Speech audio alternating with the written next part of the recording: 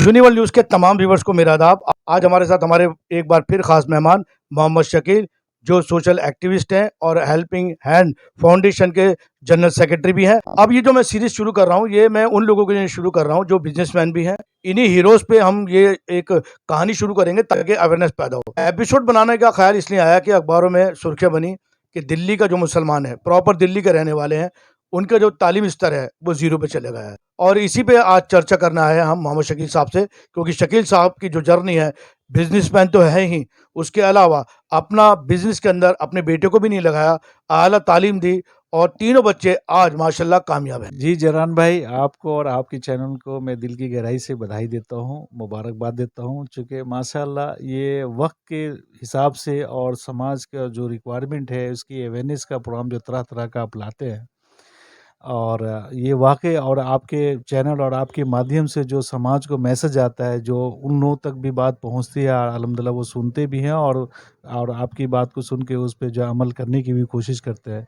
तो मैं आप फिर से आपको दिल की गहराई से आपको मुबारकबाद देता हूँ। दूसरी बात, मैं जरान भाई आज जैसा कि कहा कि आज दिल्ली के अंदर में ख़ास तौर से दिल्ली के जो है मुसलमानों का जो एजुकेशन का जो स्तर जो रिपोर्ट आई है वो ज़ीरो आई है। ये बेहद अफ़सोसनाक बात है कि आज के दौर में, आज के डिजिटल के दौर में इंडिया के अंदर में आज की डेट में बच्चे नहीं पढ़ पा रहे हैं या पेरेंट्स नहीं पढ़ा रहे हैं। उन पेरेंट्स पे वाक़ई बड़ा अफ़सोसनाक बात है कि दिल्ली के अंदर में इतना बेहतरीन एजुकेशन है, दिल्ली गवर्नमेंट के थ्रू हो या सेंट्रल गवर्नमेंट हो, सेंट्रल यूनिवर्सिटी आस-पास में अल्हम्दुलिल्लाह 3-3 4-4 यूनिवर्सिटियाँ हैं।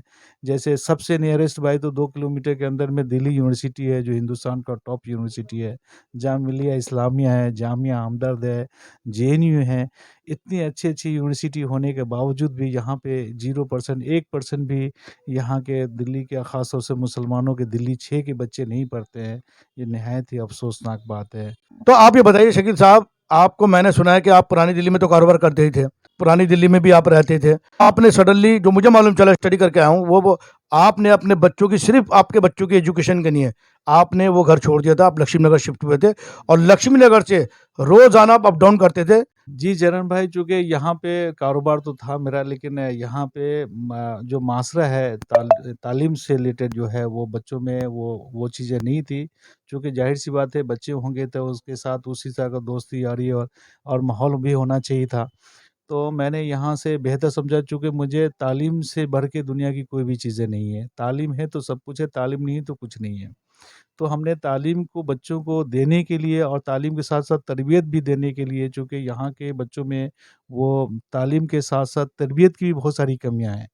तो मैं इन चीज़ों को लेते हुए मैं लक्ष्मी नगर में शिफ्ट किया और अल्हम्दुलिल्लाह हमारे 2 बच्चे जो है 2 बेटी 1 बेटा है। बड़ी वाली बेटी जो है एमबीए हॉस्पिटल मैनेजमेंट करके जी, अच्छे हॉस्पिटल में जॉब कर रही हैं। उसके बाद बेटा है मेरा जो एमबीबीएस 3rd ईयर में है और छोटी वाली बेटी है जो एमबीबीएस 1st ईयर में है। तो अल्हम्दुलिल्लाह तीनों बच्चों को मैंने आला से आला तालीम मैंने अहद कर लिया था कि मुझे कुछ रहे या ना रहे, मुझे सड़क पे से मतलब सोना पड़े या एक रोटी कम खानी पड़े, लेकिन मैं अपने बच्चों को ही तालीम दूँगा और अल्हम्दुलिल्लाह हम बच्चों को तालीम दे रहे हैं। तालीम के साथ-साथ अल्हम्दुलिल्लाह हमारे बच्चे से जब मिलेंगे, हमारे घर का माशरा देखेंगे, हमारे बच्चों की तालीम में हमारी वाइफ़ का भी बहुत बड़ा हाथ है। चूँकि हम तो बिज़नेसमैन थे, कामों में थे, तो मेरी वाइफ़ ने भी अपने बच्चों को बहुत सँवारा और उन्होंने बहुत बच्चों को वक़्त दिया। तो मैं उनका भी दिल से अपनी वाइफ़ का भी तहे दिल से शुक्रिया अदा करता हूँ, जिन्होंने काफ़ी मेहनत करके, मशक्कत करके अपने बच्चों को पढ़ाया। दिल्ली में जो हालात हैं वो किस तरह सुधर सकते हैं, क्योंकि आप तालीम याफ्ता हैं, बिजनेसमैन भी हैं।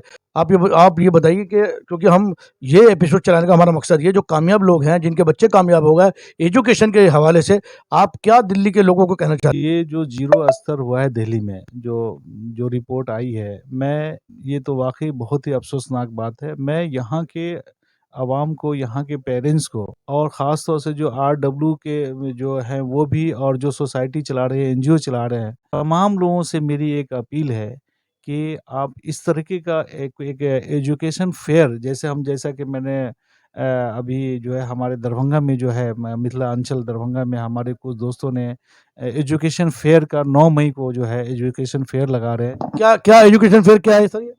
सर, एजुकेशन फेयर ये है कि ये पूरे हिंदुस्तान से कई यूनिवर्सिटीज़ में पार्टिसिपेट कर रहे हैं। वो कर रहे हैं कि कौन से बच्चे को कौन से कॉलेजेस में, किस यूनिवर्सिटी में जाना चाहिए, किस बच्चे की कैसी रुचि है, क्या एजुकेशन लेना चाहिए जिसमें वो कामयाब हो, उसका क्या स्किल सही रहेगा। चूँकि पेरेंट्स सब यही चाहते हैं कि डॉक्टर, इंजीनियर, लेकिन इसके अलावा भी बहुत सारी ऐसी फैकल्टीज़ हैं जहाँ बच्चे कामयाब हो सकते हैं। तो उन बच्चों को भी और उन पेरेंट्स को भी अवेयरनेस करने के लिए जो है एजुकेशन फेयर लगाया गया है, जिसमें तमाम पूरे हिंदुस्तान के कई यूनिवर्सिटी के प्रतिनिधि वहाँ पे अपीयर होंगे और बच्चों को जो है इसकी शिक्षा देंगे, मार्गदर्शन देंगे और अवेयरनेस। और मैं उन्हीं बातों से मैं कहते हुए मैं ये एक मिसाल दिया हूँ कि देखिए दिल्ली जबकि कैपिटल है, हिंदुस्तान की राजधानी है और इतनी बड़ी-बड़ी यूनिवर्सिटी है, यहाँ के स्टेट गवर्नमेंट भी, दिल्ली गवर्नमेंट भी यहाँ पे इतनी अच्छी तालीम पे जो है इतना एक्सपेंसेस कर रही है और ध्यान दे रही है। जब बिहार में एक रूरल एरिया, दरभंगा एक रूरल एरिया में भी इस तरह का अवेयरनेस हो रहा है, तो दिल्ली में क्यों नहीं हो सकता? ये यहाँ के लोग लोग लेट लेट नाइट तक लोग खुद को भी बाहर बैठते हैं। जैसा कि मैंने रमज़ान में देखा कि बच्चे रात भर जो है क्रिकेट खेलते रहते हैं, समझे? कोई कैरम खेल रहा है, कोई बाइकें चला रहे हैं।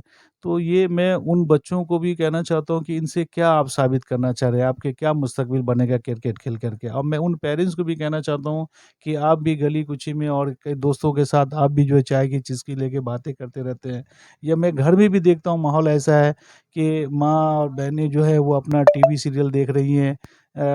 पापा जो है न्यूज़ में लगे हुए हैं, बेटा किसी और मोबाइल में लगा हुआ है या कोई न कोई किसी न किसी प्रोग्राम में अपने आप में लगे हुए हैं। एक-दूसरे से प्रॉपर डिस्कशन नहीं हो रहा है कि हालात हाज़िरा पे या तालीम पे या माहौल पे किसी चीज़ पे जो है एक-दूसरे से उतना मतलब इन चीज़ों की कुर्बत नहीं है कि हम अपने बच्चों को 24 घंटे में क्या किया मेरे बच्चे ने और क्या किया ये जानने की कोशिश भी नहीं करते हैं। आपका कहने का मतलब ये है कि दिल्ली के अंदर माँ जो है वो अपने में लगी हुई है कि उसको सीरियल देखने हैं, बाप जो है उसको अपना टाइम पास करना है, या आप ये कहना चाहते हैं कि बच्चे की तरफ पूरा ध्यान नहीं है? बिल्कुल जी, बच्चों की तरफ पूरा ध्यान नहीं है, जिसकी वजह से यहाँ के बच्चे 10वीं 12वीं तक जाते-जाते वो फ़ेल हो जाते हैं और यही नतीजा है कि आज ये दिल्ली के टॉप यूनिवर्सिटी दिल्ली में होते हुए भी 0% है यहाँ के बच्चे, ये यही वजह है। आप ये बताइए शकील भाई, एक ही बेटा है आपका, तो आपने अपना बेटे को अपने कारोबार में क्यों नहीं लगाया? जनान भाई, अगर मैं अपने बेटे को कारोबार में लगाता तो हो सकता था मुझे पैसे ज़्यादा इनकम आ जाती, ये मेरा मेरा एक ज़ाती फ़ायदा हो जाता या हमारी फैमिली डेवलप हो जाती। लेकिन तालीम से तो उसको एक शऊर पैदा होगा, एक एक अच्छे सच या बुरे की हर चीज़ की पहचान होगी और उसमें एक एक अच्छा सोसाइटी बनेगा, एक अच्छी नॉलेज होगी जिससे वो आगे चल के उसको खुद को कैसे जीना है, कैसे रहना है, एक सलीका होगा, एक डिसिप्लिन होगा और वो डिसिप्लिन होगा तो जिस समाज में रहेगा वो समाज डिसिप्लिन सीखेगा। अब वो समाज जब डिसिप्लिन होगा तो एक देश का सही नेतृत्व होगा, एक सही नेशनल बनेगा। दिल्ली में और देखिए दिल्ली के कुछ लोगों ख़ास तौर से दिल्ली 6 के मैं वाक़या बताता हूँ, जो देखता हूँ मैं आया हूँ, कि यहाँ के लोगों की मेंटालिटी है कि कई मकान हैं और बच्चों को किराया वसूलने पे लगा दिया, है नहीं? दूसरी बात ये है कि कारोबार कर रहे हैं तो कुछ हाथ कारोबार पे बटाने पे लगा दिया। तो जो बच्चे कम एज में, टीन एज में उनको पैसा नज़र आता है, जब पैसा नज़र आता है तो वो एक्सपेंसेस उसी हिसाब से करता हो, गलत या सही जगह पे भी एक्सपेंसेस करता हो, उसमें एटीट्यूड आ जाती है। उसने तो संघर्ष किया नहीं लाइफ में, उसने एजुकेशन तो उसमें है ही नहीं जो उसकी उस चीज़ को समझ पाए सही क्या है, गलत क्या है। उसने देखा कि मेरे पास पैसे है और पैसे के बल पे उसका दिमाग जो है वो एटीट्यूड एक अलग ही रंग ले लेता है। तो मैं वो यही इन चीज़ों को मैं कहना चाह रहा हूँ, ख़ास तौर से इस एरिया से दिल्ली 6 से जो वास्ता है, जो आज जो जो सर्वे में आया है, मैं तमाम पेरेंट्स से, तमाम एनजीओ से, काउंसलर से और अपने विधायक से मैं ये कहना चाहता हूँ कि ये जो दिल्ली 6 है, यहाँ के लोग में तालीम की जो स्तर गिरी है, कहीं न कहीं हम सब की भागीदारी है और हम सब इसको अच्छे स्तर पे ला सकते हैं। उसके लिए हमें गाहे-बगाना time to time education fair जैसा जैसे 9 मई को दरभंगा में लगाने जा रहे हैं हम लोग, उसी तरीके से यहाँ भी हम एजुकेशन के ऊपर में अवेयरनेस का टाइम टू टाइम करते रहें, बच्चों में जागरूकता करते रहें और बच्चे में जब ये चीज़ें इच्छुक होगा, वो उसमें एक पैदा हो गया नहीं हमें तालीम लेनी है और पेरेंट्स को भी लगेगा नहीं मुझे पैसे नहीं चाहिए, मुझे 1 फ्लैट नहीं 4 फ्लैटें नहीं चाहिए। हमें घर में तालीम चाहिए, तालीम रहेगा तो एक सुकून आएगा, एक डिसिप्लिन आएगी। ज़रान भाई मैं दोबारा मैं कहता हूँ और आपसे अपील करता हूँ कि इस तरह का एजुकेशन पे ख़ास तौर से अवेयरनेस का प्रोग्राम आप चलाते रहें और तब तक चलाते रहें जब तक हमारे कौम, हमारी बिरादरी, हमारे इलाके के लोगों को ये समझ ना आ जाए कि तालीम क्या है, तालीम की अहमियत क्या है। तब तक आप चलाते रहें। मैं ये मर्दाना गुज़ारिश करता हूँ, ठीक है? इसलिए और मैं ऐसा उम्मीद करता हूँ कि आपके माध्यम से, आपके चैनल के माध्यम से जो लोग भी सुनेंगे, अल्हम्दुलिल्लाह जो हमारी बात सुनेंगे या आप जो जो आपने जिस तरह का प्रोग्राम किया है और करते आ रहे हैं, मुझे यकीन है कि एक दिन जो है हम सारे लोग इस पे जो है मुत्तफ़िक रखेंगे और अपने बच्चों को आला से आला तालीम देंगे और इसकी अहमियत को समझेंगे, ऐसा मैं उम्मीद। दूसरी कौमें जिस तरह अपने बच्चों पे पूरा ध्यान लगाती हैं, डिसिप्लिन लाती हैं उनकी ज़िंदगी का, उनका खाने का, रहने का, बैठने का, उठने का, पढ़ने का पूरा सिस्टम होता है। हमारे यहाँ ऐसा कोई सिस्टम नहीं है। कारोबार चलता है, बच्चे को कारोबार में लगा लेते हैं, पता चला कारोबार ख़त्म तो सब कुछ बर्बाद। इन बच्चों की जो ज़िंदगी है वो क्या है? एप्पल का मोबाइल, खाना, ब्रांडेड कपड़े और डिस्को। ये इन बच्चों की ज़िंदगी बन के रह गई हैं। इसका ज़िम्मेदार कौन है? इसके ज़िम्मेदार हम और आप हैं। शकील साहब दिल्ली में बैठे हुए हैं और दरभंगा में 9 मई को एक फेयर लगाया जा रहा है जिसमें बच्चे का टेस्ट होगा कि ये बच्चा कौन सी यूनिवर्सिटी जा सकता है। ये अपने आप में बहुत बड़ी बात है, सोचने वाली बात है। बैठे हुए दिल्ली में हैं, लेकिन जहाँ रहते थे दरभंगा, वहाँ एजुकेशन पे वहाँ से लेके यहाँ तक काम हो रहा है। काउंसलर साहब से, एमएलए साहब से भी रिक्वेस्ट करी गई है कि तालीम के अवेयरनेस के लिए आप काम करें। वहीं शकील साहब ने कहा है, क्योंकि कई स्कूलों की कमेटियों से आप जुड़े हुए हैं, वहीं आपने कहा है कि जो सरकारी स्कूल हैं, आज वो अच्छा काम कर रहे हैं, अच्छी वहाँ का एनवायरनमेंट है, आप वहाँ भी अपने बच्चों को जो है एडमिशन दिला सकते हैं। बात बहुत लंबी है, अगर कुरे दूँगा तो ये फ़लसफ़ा कभी ख़त्म नहीं होगा, आप अच्छी तरह जानते हैं। और एक ख़ास रिक्वेस्ट, मेरे चैनल यूनिवर्ल्ड न्यूज़ को आप इसी तरह लाइक, शेयर और सब्सक्राइब करते रहिए। चैनल है यूनिवर्ल्ड न्यूज़, यूट्यूब स्टूडियो है हमारा, ये दिखाऊँगा आपको, उसमें 100% लोग हमें देख रहे हैं। ये मेरे लिए बहुत बड़ी बात है और इसलिए बड़ी बात है कि मैं आवाम के काम करता हूँ, बिना लालच के काम करता हूँ और कोशिश करता हूँ समाज के नए से नए मुद्दे निकाल के लाऊँ।